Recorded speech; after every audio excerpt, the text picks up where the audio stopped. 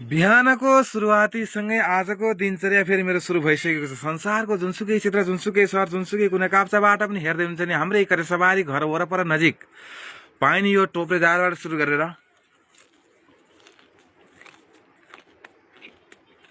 मजासँग यो टोप्रेदारको स्वाद लिइसकेपछि आफ्नै घर आँगन वरपर तल माथि बारीमा खोल्सामा जहाँ पनि पाइने काली सिन्कीको थोरै पातसँगै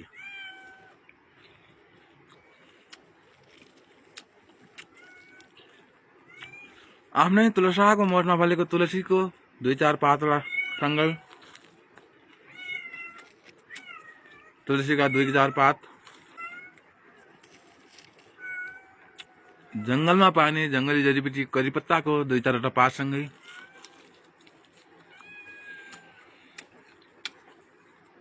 घर नजिकै आफ्नै घरसबारीमा फलेको यो वनधनियाको पातसँगै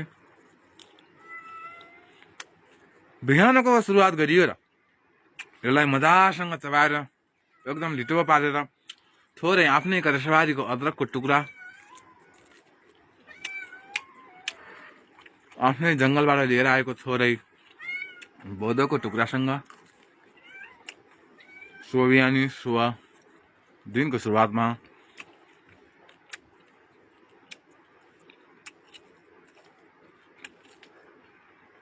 एकदम लिटो हुने गरी फाइन हुने गरी चबाइसकेपछि यसको रस निलिसकेपछि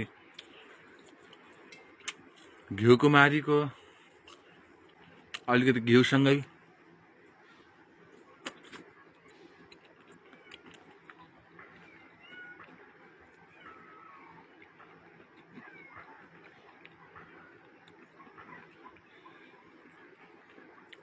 अन्तिममा जंगलको जडीबुटी 1-2 पिस अमलाको साथमा मजासँग चबाइसकेर एकदम लिटो पारेर निलिसकेपछि बिहानको सुरुवातीसँगै मनतातो झरनाको मनतातो पानीसँग दिनको सुरुवात गरेर कस्तो हुन्छ।